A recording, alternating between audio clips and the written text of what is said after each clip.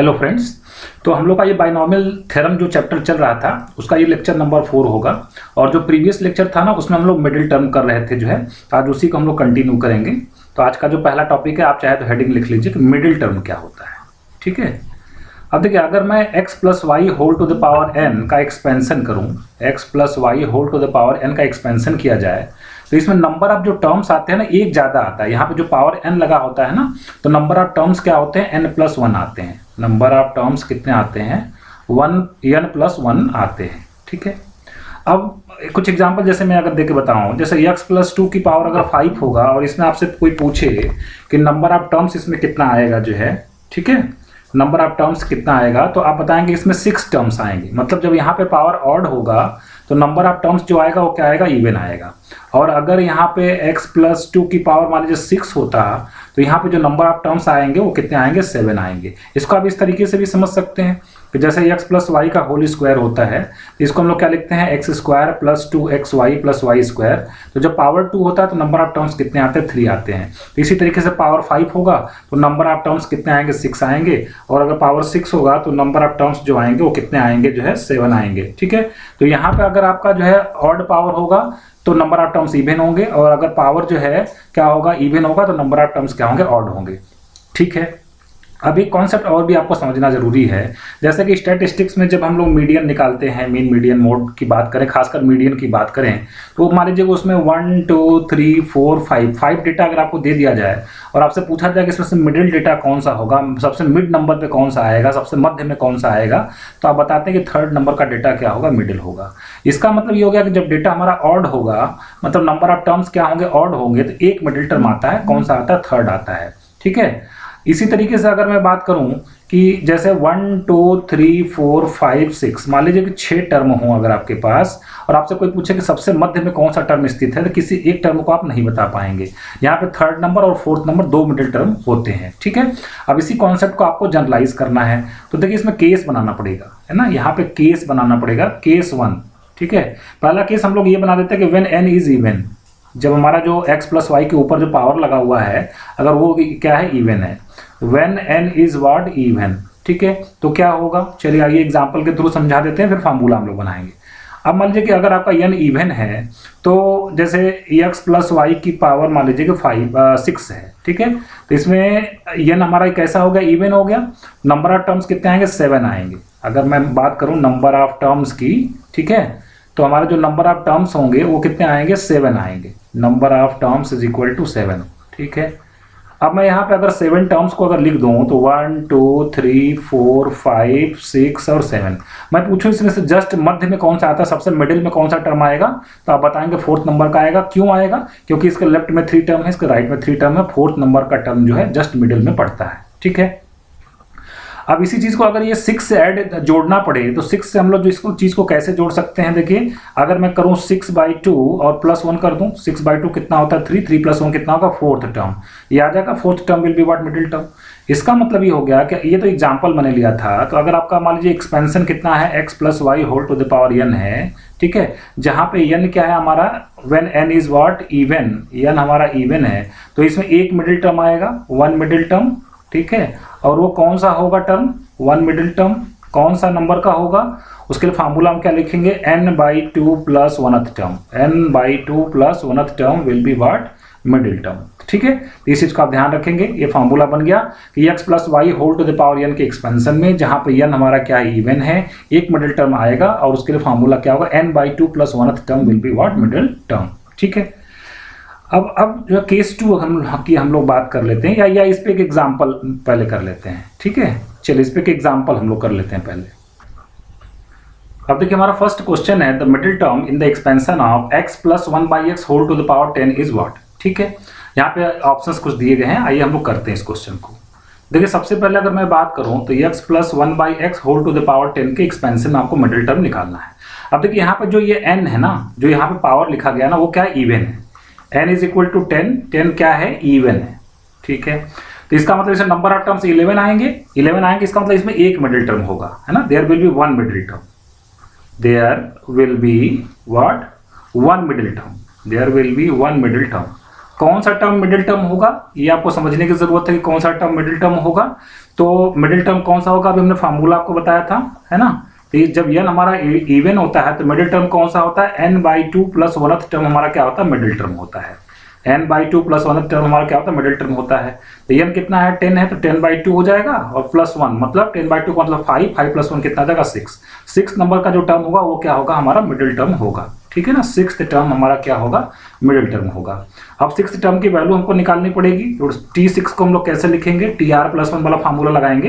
तो TR+1 कितना होता है, NCR, n की वैल्यू कितनी है 10 है और r की वैल्यू कितनी 5 है, NCR, फिर x की power n minus r, x कितना है x की पावर 10 माइनस 5 और y की पावर r, y मतलब 1/x की पावर r कितना है 5 है।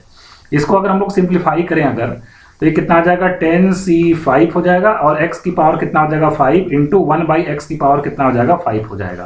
तो ये यहाँ से कट जाएगा, 10c5 हमारा क्या आ जाएगा, मिडिल टर्म आ जाएगा, ठीक है। आइए ऑप्शंस में देख लेते हैं कौन सा ऑप्शन करेक्ट है। हमारा जो बी ऑप्शन है वो क्या हो जाएगा, करेक्ट हो जाएगा, ठीक है। तो ये तो बात हो गई कि जब हमारा x plus Y whole to the power n के एक्सपेंशन में जब हमारा n क्या था, इवन था, ठीक है। अब मान लीजिए कि n हमारा ऑड है, सेकंड केस हम लोग लेके चल रहे हैं, when n is odd, when n is what, odd, ठीक है। जब हमारा n ऑड है, x plus Y whole to the power n के एक्सपेंशन में n हमारा क्या ऑड है, तो नंबर ऑफ टर्म्स इसमें कितने आएंगे, number of terms is equal to n+1 आएगा। n+1 का मतलब क्या आएगा, इवन आ जाएगा। अगर n ऑड है तो n+1 क्या हो जाएगा, इवन होगा। तो इवन होगा तो हमारे पास 2 मिडिल टर्म होंगे, then there will be 2 middle terms, then there will be 2 middle terms, there will be 2 middle terms. कौन कौन सा होगा मिडिल टर्म, आइए समझते हैं यहाँ पे। There will be 2 middle terms, कौन सा होगा, मैं एक एग्जांपल के थ्रू करवाऊंगा तो आपको अच्छे से ये फार्मूला याद भी हो जाएगा, ठीक है। चलिए मान लीजिए कि कोई इवन नंबर मैं ले लेता हूँ, ठीक है, जैसे 1 2 3 4 5 6, ठीक है। मान लिया कि x plus Y whole to the power 5 का एक्सपेंशन कर रहे हैं, तो इसमें नंबर ऑफ टर्म्स कितने आएगा, 6 आएगा ना। तो यहाँ पे 6 हो गया, आपको मिडिल टर्म खोजना है। ये थर्ड टर्म और फोर्थ टर्म दोनों टर्म हमारे क्या होंगे, मिडिल टर्म होंगे।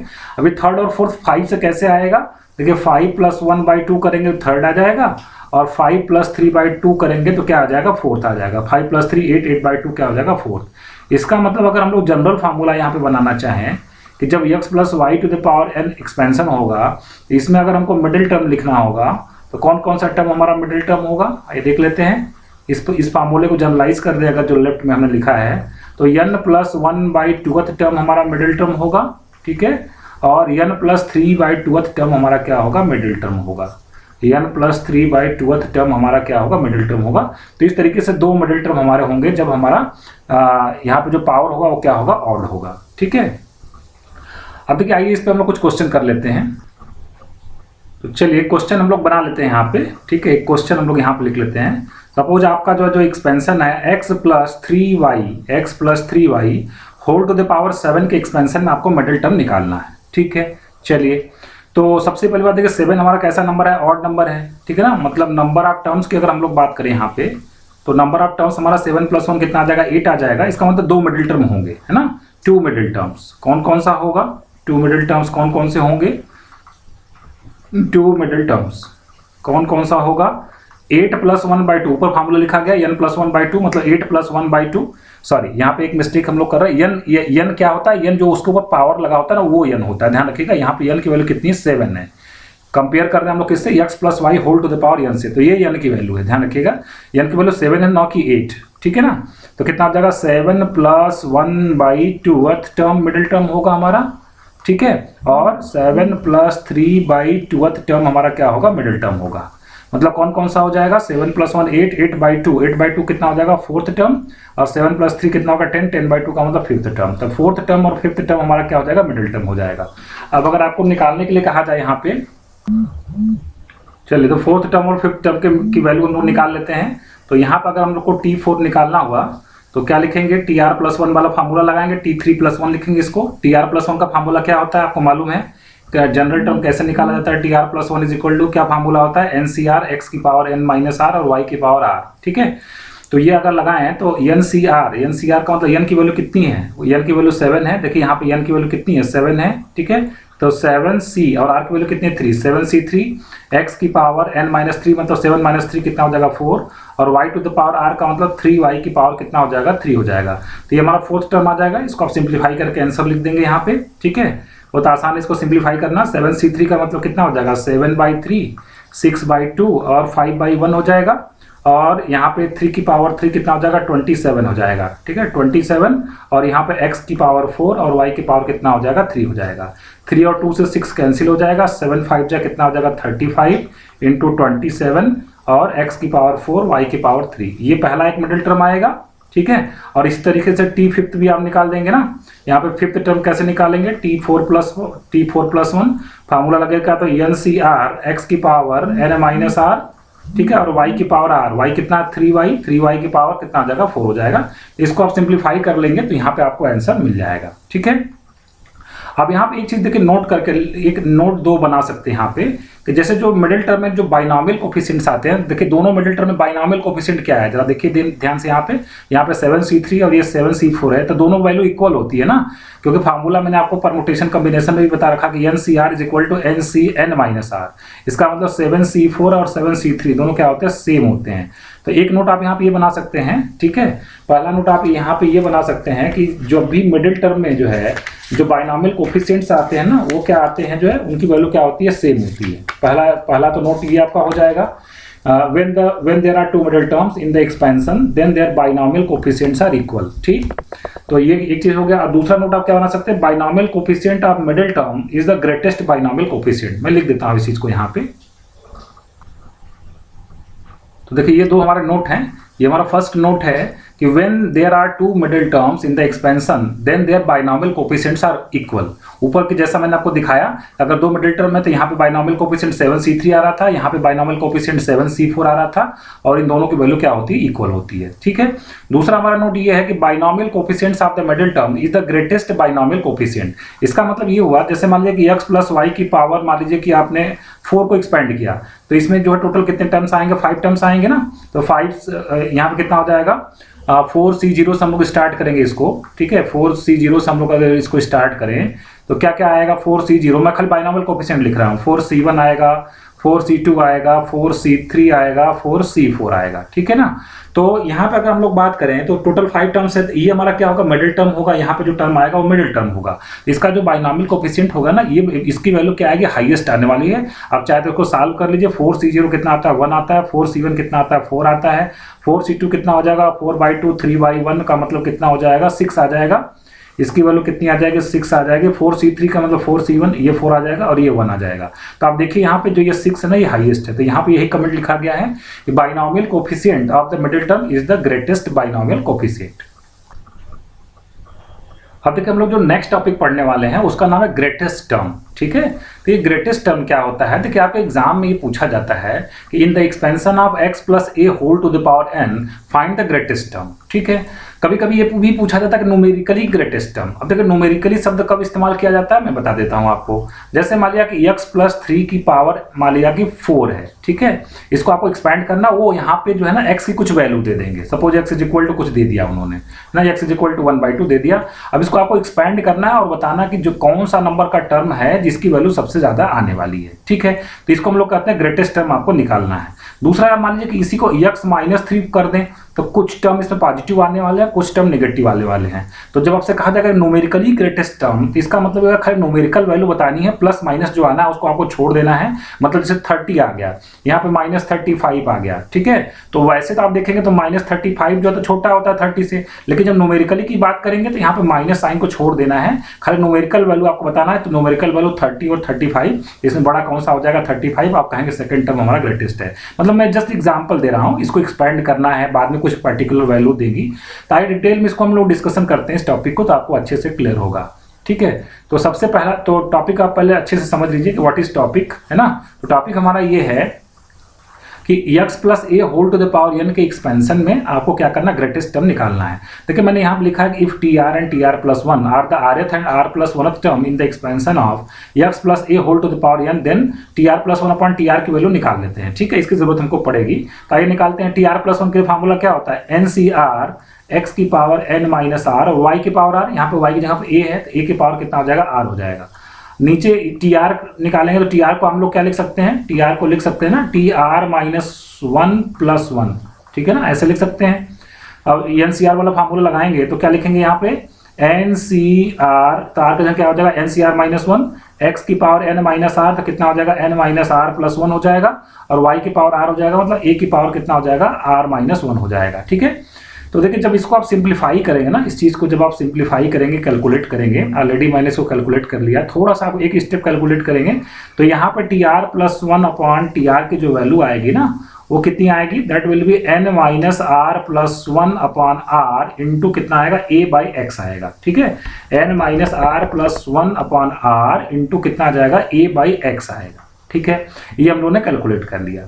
चलिए अब देखिए, अब हम लोग इसमें क्या करते हैं कि लेट न्यूमेरिकली इसलिए कभी कभी यहाँ पे x + 2 की, जैसे कभी कभी क्वेश्चन में x + 2 की पावर 7 होगा, कभी क्वेश्चन में x - 2 की पावर भी 7 होगा। तो x - 2 की पावर 7 में जो मान लीजिए कोई इवन नंबर पर जो कोई टर्म आएगा, जैसे सेकंड टर्म, फोर्थ टर्म, तो वो तो कैसा आएगा, माइनस के साथ आएगा, तो उस माइनस को आपको निगलेक्ट करके उसके बाद न्यूमेरिकल वैल्यू आपको बताने की कौन सा टर्म हाईएस्ट है, ग्रेटेस्ट है। तब यहाँ पे लिखने जाना है कि लेट न्यूमेरिकली, ध्यान रखिएगा न्यूमेरिकली का मतलब ये होगा कि उसका माइनस साइन अगर है उसमें आ रहा है तो उसको छोड़ दीजिए। लेट न्यूमेरिकली टी आर + 1, हम मान लेते हैं कि टी आर + 1 हमारा ग्रेटेस्ट टर्म है, T R + 1 be the what greatest term, B the greatest term, ठीक है, इन the above expansion, in the above expansion, ठीक है, इन द एबव एक्सपेंशन। तो क्या होने वाला है, देखिए एक्चुअली ये प्रूफ मैं बता रहा हूँ, प्रूफ बताने की जरूरत तो नहीं है फिलहाल, लेकिन चूंकि ये कॉन्सेप्ट आया कहाँ से, आप कंफ्यूज ना हो, टॉपिक की आपको अच्छे से जानकारी हो जाए, इसलिए मैं चाहता हूँ कि आप अच्छे से सीख लीजिए इस चीज़ को। Let numerically T R + 1 be the greatest term in the above expansion. तो जब टी आर + 1 ग्रेटेस्ट टर्म है तो इसका मतलब टी आर + 1 टी आर से बड़ा होगा या बराबर होगा, ठीक है। तो अब देखिए अगर यहाँ पे हम लोग लेफ्ट में टी आर को ले लें तो T R + 1 upon T R क्या हो जाएगा, ग्रेटर देन और इक्वल टू 1 हो जाएगा, और T R + 1 upon T R की वैल्यू अभी ऊपर हम लोग निकाला है, वो कितना निकाला था हम लोगों ने n - r + 1 अपॉन r, ठीक है, इंटू a/x। देखिए n क्या है, n हमारा अगर हम लोग बात करें तो यहाँ पे n हमारा पॉजिटिव इंटीजर है, r भी हमारा पॉजिटिव इंटीजर है और n से कम ही है, +1 अपॉन r, मतलब ये तो पूरा पॉजिटिव नंबर है, n - r + 1 अपॉन r, ये पॉजिटिव इंटीजर है, इसमें कुछ दिक्कत नहीं है। लेकिन x जो ऊपर आपने निकाला इंटू a/x, a तो कभी कभी निगेटिव भी आ सकता है ना, मैंने अभी आपको एग्जांपल दिया था, जैसे x - 2 की पावर 4 को एक्सपेंड करना होगा तो यहाँ की a की वैल्यू कितनी हो जाएगी -2। तो यहाँ पे हम लोग न्यूमेरिकली की जब बात कर रहे हैं ना, तो इसलिए यहाँ पे हम लोग मॉड लगा देंगे अब यहाँ पे, ठीक है, इंटू क्या करेंगे मॉड ऑफ a/x कर देते हैं, ठीक है, ग्रेटर देन और इक्वल टू 1। फिर से मैं आपको चीजों को समझा दूं, हम लोग न्यूमेरिकली ग्रेटेस्ट टर्म निकाल रहे हैं, इसका मतलब जो है कि अगर यहाँ पे हम लोग मॉड लगा देंगे लेफ्ट में, कहीं पे भी नेगेटिव अगर आ रहा हो तो क्या बन जाना चाहिए, पॉजिटिव बन जाना चाहिए, क्योंकि हमें नेगेटिव से मतलब नहीं है, हम न्यूमेरिकली ग्रेटेस्ट टर्म निकालना चाहते हैं, ठीक है।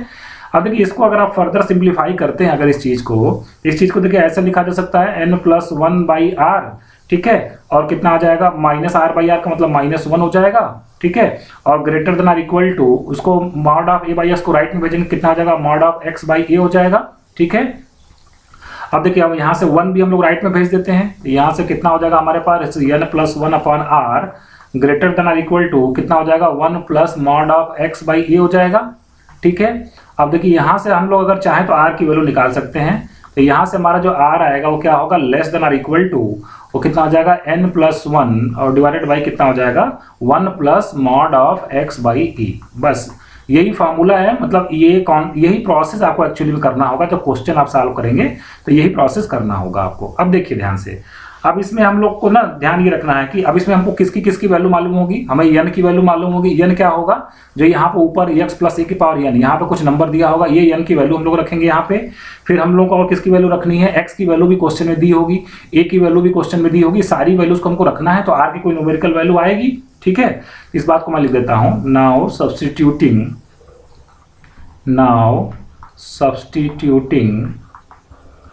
substituting the values of n, x and a, now substituting the values of n, x and a, ठीक है, a we get, ठीक है, हमको क्या मिलेगा, हमको r की कुछ वैल्यू मिलेगी। अब देखिए r किस तरीके का मिल सकता है, सपोज r = मिला हमको m + f मिल गया, या हमको r मिल गया या r is equal to less than or equal to m मिल गया। अभी मैं बताता हूँ ये m क्या है और इसका क्या मतलब है। सबसे पहले मैं चीज़ों को लिख लूँ जरा यहाँ पे, where m is any natural number, ठीक है, और f क्या है, and f is any fraction lies between what 0 to 1, ठीक है। इसका मतलब क्या हुआ, देखिए जब आप इस चीज़ को सॉल्व करेंगे, अब दो संभावना बनेगी, ठीक है, दो संभावना बनेगी कि जैसे मान लीजिए r आ गया 1.5, r कितना आ गया 1.5, तो मतलब 1 प्लस 0.5, इसी को हम लिख रहे हैं m प्लस f टाइप, है ना। ये यहाँ पे m क्या हो जाएगा नेचुरल नंबर, f क्या हो जाएगा फ्रैक्शन हो जाएगा यहाँ पे। तो दो चीज हो सकता है, या तो r हमारा जो यहाँ पे सॉल्व करेंगे तो r less than or equal to कोई फ्रैक्शन आएगा, इस टाइप का आएगा, ठीक है, मतलब आएगा यहाँ पे r is less than or equal to 1.5 आ गया, इस टाइप का आ गया। या दूसरी संभावना क्या बनेगी, मान लीजिए कि r को आपने सॉल्व किया यहाँ पे वैल्यूज को रखने के बाद, और r आपका कैसा बन गया, less than or equal to 2 बन गया, जहाँ पर 2 क्या है पूरा नेचुरल नंबर है। तो ये दो केसेस बन सकते हैं, ठीक है। इसी चीज को हमने लिखा कि जहाँ पे m नेचुरल नंबर है और f हमारा कोई क्या है फ्रैक्शन है, ठीक है। इन द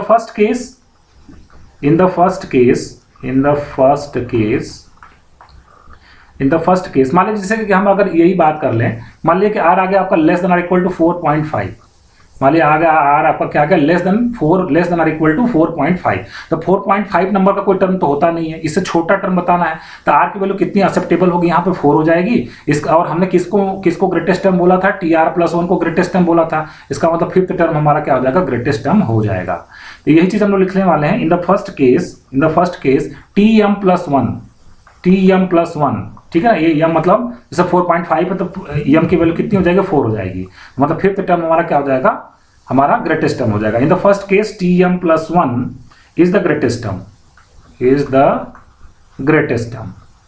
ठीक है, is the greatest term. while in the second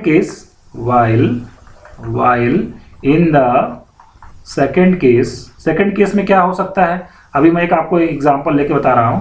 in the second case suppose आपकी r की वैल्यू आ गई, सपोज मैं यहीं पे लिख देता हूं, सपोज आपका r का वैल्यू आ गया less than or equal to 4 आ गया, ठीक है। तो इसका मतलब less than or equal to 4 का मतलब r की वैल्यू 4 भी हो सकती है या उससे छोटी भी हो सकती है। इसका मतलब r की वैल्यू 4 या 3 और 4 दो वैल्यूज यहाँ पे आएंगी। इसका मतलब यहाँ पर जो है दो टर्म आने वाले हैं जो कि क्या आने वाले, ग्रेटेस्ट आने वाले हैं, दोनों की वैल्यू क्या आने वाली, सेम आने वाली है, ठीक है। While in the second case, इस बात को हम लिखने वाले, while in the second case tm and tm+1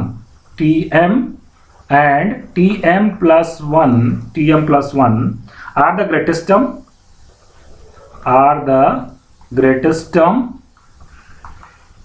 the greatest term, ठीक है, and both are equal numerically का मतलब अगर प्लस माइनस साइन कहीं पे आया तो उसको आपको क्या करना है, हटा देना है न्यूमेरिकली। अब देखिए इसको मैं एग्जांपल के थ्रू बताऊंगा तो आपको और अच्छे से कॉन्सेप्ट क्लियर होगा। अब देखिए यहाँ पे हमने दो क्वेश्चन लिख रखा है जो है, ठीक है, आइए इसको सॉल्व करते हैं। Find numerically the greatest term in the expansion of 2 + 3x whole to the power 9 when x is equal to 3/2, ठीक है। चलिए इस क्वेश्चन को करते हैं। देखिए हम लोग स्टार्ट कहाँ से करेंगे, एक फार्मूला हमने लिखा था tr+1/tr, उसको आपको डायरेक्ट याद रखना पड़ेगा। tr+1/tr is equal to n-r+1/r into a/x। Mod इसलिए लगाया क्योंकि न्यूमेरिकली ग्रेटेस्ट टर्म निकालना है, ठीक है। इसमें सारी वैल्यूज हम लोग पुट करेंगे। तो n की वैल्यू कितनी है, 9, आप समझ ही रहे होंगे इस बात को, ठीक है। n की वैल्यू कितनी होगी, हम लोग कहने वाले हैं कि tr+1 तो हमारा ग्रेटेस्ट टर्म है, इसका मतलब tr+1 will be greater than or equal to tr, मतलब tr+1/tr is greater than or equal to 1, ठीक है। ये हम पुट करने वाले, मतलब this will be greater than or equal to 1। चलिए इसमें वैल्यूज पुट करते हैं। n की वैल्यू कितनी, 9 माइनस r तो हमको निकालना है +1/r इंटू ये किसके एक्सपेंशन में हम लोग बात कर रहे थे, x + a की पावर n के एक्सपेंशन में फार्मूला लिखे हैं, इससे मैच करवाएंगे तो ये किसकी वैल्यू हो जाएगी, x की वैल्यू हो जाएगी, ये किसकी वैल्यू हो जाएगी, a की वैल्यू हो जाएगी, ठीक है। तो a हमारा कितना हो जाएगा 3x और डिवाइडेड बाई x कितना हो जाएगा 2 हो जाएगा, ग्रेटर देन और इक्वल टू क्या हो जाएगा 1, ठीक है। अब यहाँ पे x की वैल्यू कितनी दी हुई है, 3/2 दी हुई है, तो x की हम लोग वैल्यू 3/2 यहाँ पे पुट करेंगे, ठीक है। तो x की वैल्यू अगर हम लोग 3/2 यहाँ पे पुट करें, चलिए पुट करते हैं। 9 + 1 पहले कितना होगा 10 -r/r हो जाएगा इंटू 3/2 मॉड से बाहर हो जाएगा, और x की वैल्यू भी कितनी है 3/2, वो भी पुट कर देते हैं, ग्रेटर देन और इक्वल टू r, ठीक है। तो राइट हैंड साइड में कितने r जाने वाला है, राइट हैंड साइड में कितना जाने वाला, 4r जाने वाला है, ठीक है। और लेफ्ट में क्या बचने वाला, 9 × 10 - r ग्रेटर देन और इक्वल टू इधर कितना आने वाला 4r। इसको हम थोड़ा सिंप्लीफाई कर लेते हैं, तो यहाँ से कितना हो जाएगा -9r, उधर जाएगा तो कितना हो जाएगा 13r, मतलब 90 is greater than or equal to 13r। ठीक है, तो यहाँ से r की वैल्यू हमको क्या मिलने वाली है, r हमको मिलेगा less than or equal to 90/13। देखिए फ्रैक्शन में आ गया, ये कैसा आ गया, फ्रैक्शन में आ गया, मतलब फर्स्ट केस आने वाला है ना। मतलब ये कितना मिलेगा, this is equal to 6 whole 13 से डिवाइड करेंगे तो 6 टाइम्स पूरा क्वोशंट आएगा, रिमाइंडर कितना बचेगा 12 और डिवाइडेड बाई कितना हो जाएगा 13 आ जाएगा। मैंने आपको बताया था ना कि जो फर्स्ट केस हम लोग किए थे उसमें हम लोग को ये बताया था कि आर अगर कैसा आ गया less than or equal to m plus F, मतलब कुछ नेचुरल नंबर और कुछ फ्रैक्शन। तो नेचुरल नंबर यहाँ पर कितना 6 है। इस केस में हम लोगों ने बताया था कि हमारा जो tm प्लस 1th टर्म होगा वो क्या होगा, न्यूमेरिकली ग्रेटेस्ट टर्म होगा। इसका मतलब इसमें 7th टर्म हमारा क्या होने वाला है, ग्रेटेस्ट टर्म होने वाला है। ठीक है ना, तो this implies that 7th term ठीक है ना will be greatest term, will be what, greatest term. 7 कहां से आया ये आप समझिए, r देखिए ये हम लोग कहने वाले हैं यहाँ पे कि r is less than or equal to 6 whole 12/13। तो 6 ये फ्रैक्शन में तो कभी भी कोई टर्म हो नहीं सकता है कि कौन सा टर्म जो आपका पूछा जा रहा ग्रेटेस्ट होगा।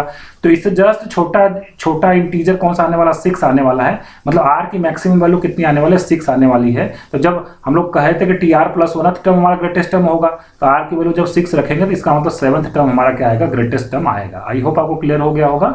तब हम लोग 7th टर्म की वैल्यू निकाल लेते हैं। इसमें ग्रेटेस्ट टर्म की वैल्यू भी निकालने के लिए कहा जाएगा आपसे, तो t6 प्लस 1 हो जाएगा हमारा। अब वैल्यूज को पुट कर दें, है ना, वहां पे हम लोग वैल्यूज को पुट कर देते हैं या फार्मूला लगा देते हैं NCR वाला।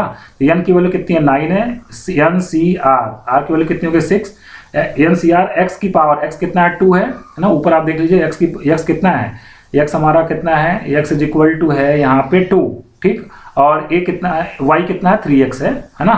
तो tr प्लस 1th टर्म निकाल देते हैं, मतलब 7th टर्म NCR और x to the power n minus r, 9 minus 6 कितना हो जाएगा 3, y to the power r मतलब कितना हो जाएगा 3 into 3/2 whole to the power r। ठीक है, इसको आप कैलकुलेट कर लीजिएगा। इसको जब आप कैलकुलेट करेंगे तो 7 इंटू 3 की पावर 13, ठीक है, 7 इंटू 3 की पावर 13 और डिवाइडेड बाई 2 आपका क्या आने वाला है, आंसर आने वाला है। ठीक है, यही हमारा क्या हो जाएगा, न्यूमेरिकली ग्रेटेस्ट टर्म हो जाएगा। आइए सेकंड क्वेश्चन को हम लोग सॉल्व करते हैं। सेकंड क्वेश्चन को एक बार मैं यहाँ पे फिर से उस डेटा को लिख लेता हूँ। सॉल्यूशन सेकंड क्वेश्चन का हम लोग करने जा रहे हैं। ठीक है, तो वहाँ पे आपका जो एक्सपेंशन था वो कितना था, 3 minus 5x whole to the power क्या था 11 था, और x की वैल्यू कितनी थी 1/5 थी। तो यहाँ पे भी हम कहेंगे कि let tr plus 1 be the numerically greatest term. तो हम लोग डायरेक्ट वही फार्मूला से स्टार्ट करेंगे, tr plus 1 upon tr। Formula क्या था इसका, n minus r plus 1 upon r, ठीक है, इंटू कितना हो जाएगा mod of a by x। और इसको हम लोग किसके greater than or equal to कर देंगे, greater than or equal to 1 कर देंगे। तो n की वैल्यू कितनी है 11 minus r plus 1 upon r, और यहाँ पे a की वैल्यू कितनी है -5x, a की वैल्यू कितनी है -5x। तो मॉड लगा है तो माइनस से तो कोई मतलब ही नहीं है, 5 हो गया।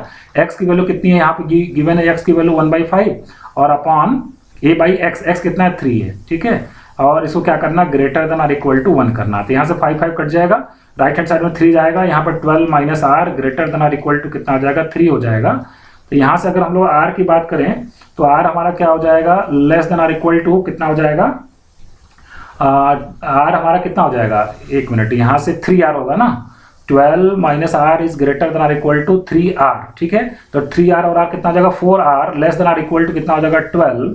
इसका मतलब r हमारा क्या हो जाएगा, less than or equal to 3 हो जाएगा। अब की बार देखिए सेकंड केस बना, आपकी बार ये पूरा का पूरा क्या आ गया, इंटीजर आ गया, मतलब whole number, sorry natural number आ गया। तो इस केस में हम लोगों ने क्या बताया था आपको, इस केस में जब r 3 से छोटा है या उसके बराबर है तो r की वैल्यू या तो क्या हो सकती है 3 हो सकती है, या उससे जस्ट छोटी हो सकती है, r इज इक्वल टू क्या हो सकता है 2 हो सकता है। तो यहाँ पे जो है ना 2 ग्रेटेस्ट टर्म आएंगे और दोनों की न्यूमेरिकली वैल्यू क्या आएगी, सेम आने वाली है ना। तो हम लोग लिखेंगे so the greatest terms are,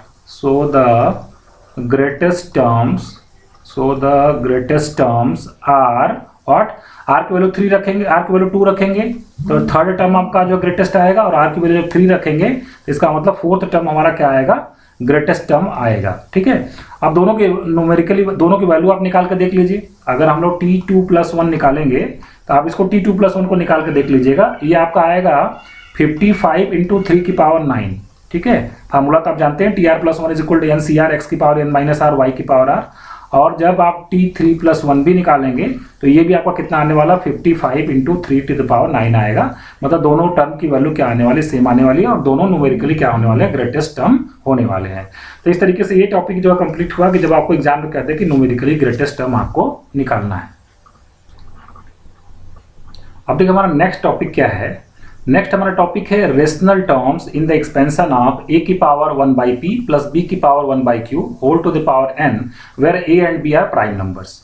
actual में इस टॉपिक का मतलब क्या आप समझिएगा। जैसे कह दे कि 2 की पावर मान लिया कि 1/6 है और 3 की पावर मान लिया कह दिया कुछ भी 1/7 कह दिया या एनीथिंग कह दिया और होल टू द पावर यहाँ 15 लगा दिया, तो आपसे कहा जाएगा कि इसमें कितने टर्म ऐसे हैं जो कि रेशनल टर्म है। अब रेशनल टर्म का मतलब ये हो गया, जब इसको आप एक्सपैंड करेंगे तो 15c0 x की पावर n-0 है ना, 2 की पावर कितना हो जाएगा 1/6 whole to the power nc0 x की पावर n-0, फिर y की पावर कितना आ जाएगा 0 आ जाएगा, ठीक है, 3 की power 1/7 whole to the power 0, ठीक है। फिर दूसरा टर्म क्या आएगा 15c1 x की पावर n-1 मतलब 14 आ जाएगा, ठीक है, और y की पावर कितना हो जाएगा 3 to the power 1/7 whole to the power कितना आ जाएगा 1 आ जाएगा।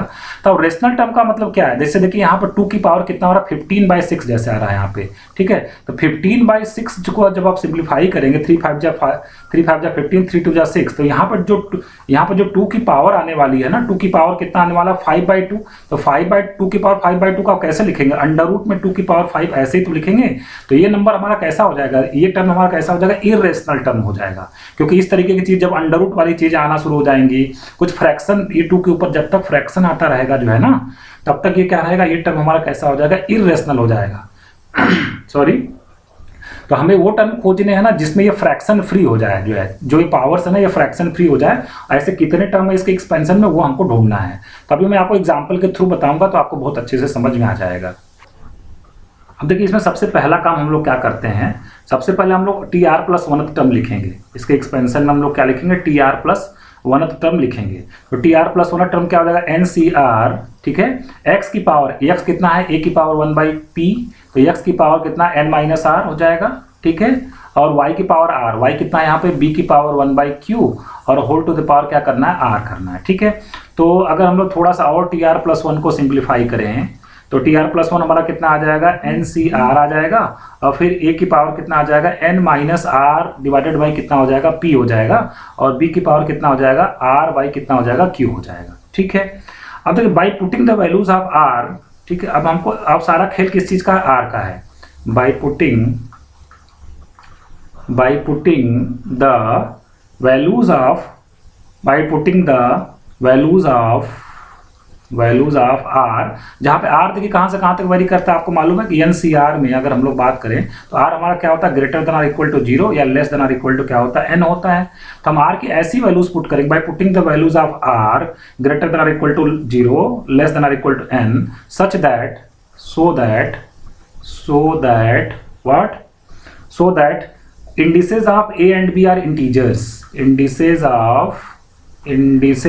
मतलब पावर, a की पावर जो b की पावर हमको क्या लाना है, इंटीजर लाना है ना, इसको फ्रैक्शन फ्री करना है, मतलब यहाँ पे पावर क्या आना चाहिए, इंटीजर्स आना चाहिए। That indices of a and b are integers, indices of a and b are integers। हमको ऐसा चूज करना है r की वैल्यूज कि उसको यहाँ पे जब हम लोग रखें r की वैल्यूज तो दोनों जगहों पे रखने पे a और b का जो पावर आना चाहिए ना वो कैसा आना चाहिए, इंटीजर आना चाहिए। तो वो टर्म हमारे क्या हो जाएंगे, in that case we get rational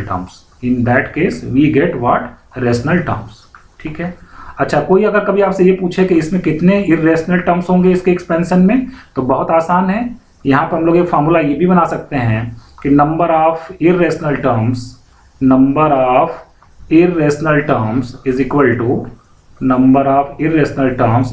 to total terms minus, देखिए टोटल टर्म से हम लोग क्या माइनस कर दें, number of rational terms minus कर दें, नंबर ऑफ रेशनल टर्म्स अगर ये माइनस कर दें तो हमारा काम इरेशनल टर्म्स आ जाएंगे हमारे। तो इरेशनल टर्म निकालने के लिए भी आपको रेशनल टर्म तो निकालना पड़ेगा ही पड़ेगा। आइए अब हम लोग कुछ क्वेश्चन करेंगे तो क्लियर होगा। अब देखिए हमारा फर्स्ट क्वेश्चन है, find the number of find the number of rational terms and their sum in the expansion of 3 to the power 1/5 plus 2 raised to 1/3 whole to the power 15। ठीक है, तो देखिए इसको स्टार्ट करने का तरीका क्या होगा। सबसे पहले हम लोग टी आर प्लस 1 टर्म निकालेंगे। तो टी आर प्लस 1 टर्म का फॉर्मूला क्या हो जाएगा, एन सी आर मतलब 15CR एक्स की पावर, एक्स कितना है यहाँ पर 3 की पावर कितना है 1/5, एक्स की पावर कितना करना है n माइनस आर मतलब कितना आ जाएगा 15 माइनस आर, फिर y की पावर r, y कितना है 2 की पावर 1/3 और होल टू द पावर कितना हो जाएगा r। थोड़ा अच्छे से इसको अरेंज करके अगर हम लोग लिखें तो यहाँ पे क्या मिलने वाला है 15CR, ठीक है, और 3 की पावर 15/5 कितना हो जाएगा 3 माइनस कितना हो जाएगा r/3, ठीक है, r बाई कितना हो जाएगा 5 हो जाएगा, ठीक है, r माइनस कितना हो जाएगा 5 हो जाएगा, ठीक है, 3 माइनस r बाई कितना हो जाएगा 5 और इंटू 2 की पावर कितना हो जाएगा r/3 हो जाएगा। अब हमको r ऐसा चूज करना है ना कि r क्या होना चाहिए, 3 का मल्टीपल भी होना चाहिए, r 5 का भी मल्टीपल होना चाहिए और r की वैल्यू देखिए मैक्सिमम कहाँ तक हो सकती है 15 तक हो सकती है, मतलब r हमारा 0 से लेकर 15 तक वेरी करने वाला है और r का क्या होना चाहिए 5 का भी मल्टीपल होना चाहिए और 3 का भी मल्टीपल होना चाहिए। ठीक है, तो हम लोग लिखेंगे फॉर रेशनल टर्म्स अगर हमको रेशनल टर्म्स निकालना है, ठीक है, तो r should be multiple of 5 and r should be multiple of 3। तो 3 का भी मल्टीपल हो 5 का भी मल्टीपल हो, तो ऐसा कौन सा है इसमें 0 से लेकर 15 तक में कौन सी वैल्यू आने वाली है, r इज इक्वल टू एक तो वैल्यू आएगी 0 क्योंकि 0 5 का भी मल्टीपल होता है, 3 का भी मल्टीपल होता है और दूसरी वैल्यू क्या आने वाली 15 आने वाली है। इसका मतलब 2 रेशनल टर्म इसमें आने वाले हैं ना, 2 रेशनल टर्म्स कौन कौन से 2 रेशनल टर्म्स कौन कौन से आने वाले हैं रेशनल टर्म्स। एक तो टी आर प्लस 1 में आर के 0 रखेंगे तो 2 रेशनल टर्म मतलब फर्स्ट टर्म और दूसरा आर की वैल्यू 15 रखेंगे तो 16th टर्म है ना। फर्स्ट टर्म और 16th टर्म जो आपका आने वाला है वो हमारा क्या आने वाला है, हमारा रेशनल टर्म आने वाला है।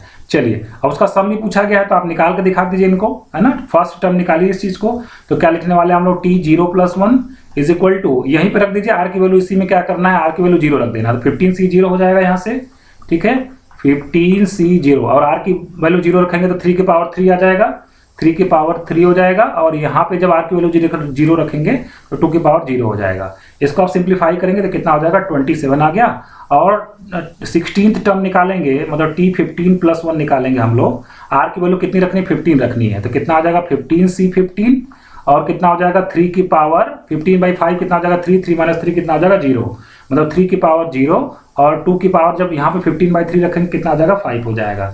और इसको जब हम लोग सिंप्लीफाई करेंगे तो कितना आ जाएगा 32 आ जाएगा। तो अगर इसके सम की अगर हम लोग बात करें, पूछा गया था सम निकालिए, सम ऑफ रेशनल टर्म्स, तो कितना आ जाएगा 32 और प्लस 27 कुल मिला कितना हो जाएगा, ये हमारे पास 59 हो जाएगा। ठीक है, 7 और 2 9 3 और 2 5, ये हमारा क्या हो जाएगा 2 रेशनल टर्म और कितने हो जाएंगे उसके सम कितना आने वाला है 59 आने वाला है। इसी क्वेश्चन में अगर पूछ लेते कितने इरेशनल टर्म है तो टोटल टर्म कितने हैं 16, जिसमें से 2 रेशनल है, इसका मतलब 14 कितने हो जाएंगे 14 टर्म इरेशनल हो जाएंगे। ठीक है, चलिए एक और क्वेश्चन कर लेते हैं तो आपको कॉन्सेप्ट और अच्छे से क्लियर हो जाएगा। Find the number of irrational term, अब देखिए इस बार इरेशनल पूछा जा रहा है। Find the number of irrational terms in the expansion of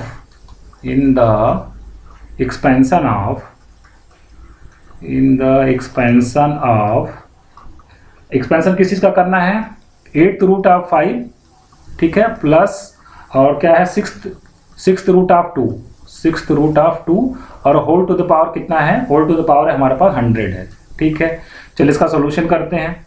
तो अगर इसको थोड़ा सा अगर हम लोग अच्छे से अरेंज करके लिखें तो 5 की पावर कितना है 1/8 और 2 की पावर कितना है 1/6 है और 2 और 5 कैसे नंबर्स है प्राइम नंबर्स हैं और होल टू द पावर कितना है 100 है।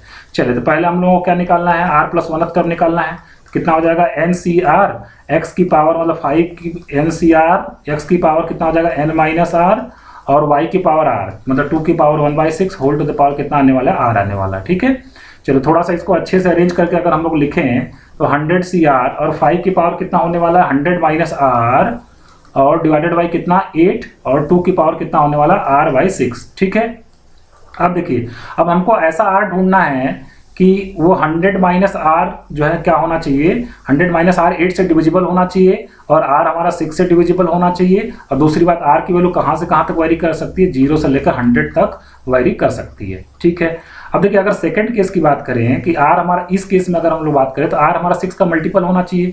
तो यहाँ पे आर की वैल्यू क्या क्या होगी, 0, 6, 12 से स्टार्ट करके कहाँ तक जाएगा, ये 96 तक जाएगा। आर की वैल्यू कितनी जाएगी, 96 तक जाएगी। इस केस में बात करें तो हमारा 100 माइनस आर जो होना चाहिए ना, वो क्या होना चाहिए, 8 का मल्टीपल होना चाहिए, तभी तो वो क्या होगा, 8 से डिविजिबल होगा। इसका मतलब अगर हम लोग बात करें यहाँ पर, अगर हम लोग बात करें आर की वैल्यू की बात करें तो आर इज इक्वल टू कितना हो जाएगा, 100 माइनस 8 के। अच्छा, अब के की वैल्यू अगर हम लोग कितना रखें, के इज इक्वल टू रखें 0, तो आर इज इक्वल टू कितना आ जाएगा, 100 आ जाएगा। के इज इक्वल टू रखें 1, तो आर की वैल्यू कितनी हो जाएगी हमारी, आर की वैल्यू हो जाएगी 92 हो जाएगी। फिर के इज इक्वल टू रखते हैं अगर 2, ठीक है, तो आर की वैल्यू हमारी कितनी हो जाएगी, आर की वैल्यू हो जाएगी हमारी 84। मतलब हम 8 क्या करते जा रहे हैं, कम करते जा रहे हैं। ठीक है ना, तो आर की वैल्यू हम लोग लिख सकते हैं ना फटाफट, आर से 8 और कम किया तो कितना आ जाएगा, 76, 8 और कम किया तो कितना आ जाएगा, 68, फिर 8 और कम किया तो कितना आ जाएगा यहाँ से 60, फिर 8 और कम किया तो 52, फिर 8 और कम किया तो 44, फिर 8 और कम किया तो 36, ठीक है ना, और फिर 8 और कम किया तो 28, और फिर 8 और कम करेंगे तो 20, फिर कितना आ जाएगा 12, फिर कितना आ जाएगा 4, और 8 कम कर, अब इससे कम नहीं कर सकते। तो इस केस में आर की इतनी वैल्यूज पॉसिबल है। अगर 100 माइनस आर को 8 से डिविजिबल होना तो आर की वैल्यू ये हो सकती है, और इस केस में आर की वैल्यू ये लेना है। आप दोनों कॉमन देखिए कौन कौन सा है। ये तो कह रहा है कि 6 का मल्टीपल होना चाहिए, ढूंढ लेते हैं इसमें 6 का मल्टीपल कौन है, ये तो नहीं है। ठीक है, ये तो हमारा नहीं है, फिर ये भी नहीं है, ये 6 का मल्टीपल है, ये नहीं है हमारा, ये भी नहीं है हमारा 6 का मल्टीपल। फिर हमारा कौन सा 60 है, ये भी नहीं है 6 का मल्टीपल, ये हमारा 6 का मल्टीपल है। ठीक है ना, फिर ये नहीं है, ये भी नहीं है, फिर ये 6 का मल्टीपल है। तो आर की वैल्यूज क्या क्या पॉसिबल हुई, दोनों कंडीशन को अगर सेटिस्फाई करने वाला आर की वैल्यूज क्या क्या पॉसिबल हुई। आर इज इक्वल टू आ गया हमारे पास, आर इज इक्वल टू 12 आ गया यहाँ से, फिर अगला वैल्यू क्या आएगा 36, और क्या आएगा आर इज इक्वल टू 12 आ गया, 36 आ गया, और क्या आएगा भाई इसके बाद 60 आ जाएगा, 60 आ जाएगा, और फिर कितना आ जाएगा 84 आ जाएगा। इसका मतलब कुल मिला के नंबर ऑफ रेशनल टर्म की अगर हम लोग बात करें, नंबर ऑफ रेशनल टर्म, ये कैलकुलेशन हम लोग किसके लिए किया, रेशनल टर्म निकालने के लिए। तो नंबर ऑफ रेशनल टर्म, तो कुल मिला के आर की कितनी वैल्यू हो जाए, 4 वैल्यू आ रहे थे, 4 रेशनल टर्म है। अच्छा, जब पावर 100 है, जब पावर कितनी 100 है, इसका मतलब उसमें टर्म कितने होंगे, 101 टर्म्स होंगे, जिसमें से 4 रेशनल है, तो इरेशनल टर्म कितने होंगे, अगर हम लोगों को तो निकालना नंबर ऑफ इरेशनल टर्म्स। ठीक है, तो नंबर ऑफ इरेशनल टर्म्स की अगर हम लोग बात करें, नंबर ऑफ इरेशनल टर्म्स, तो वो कितने हो जाएंगे 101 और -4, इसका मतलब कितना हो जाएगा 97 टर्म्स क्या हो जाएंगे, इरेशनल हो जाएंगे। तो इस तरीके से क्वेश्चन जो है आप जो रेशनल टर्म से संबंधित है, इरेशनल टर्म से संबंधित है, बहुत ही आसानी से आप इसके बाद आप इसको सिंप्लीफाई कर सकते हैं। तो आज के लिए लेक्चर में बस इतना ही, बाकी की चीज़ों को हम लोग नेक्स्ट लेक्चर में करेंगे। Thank you very much.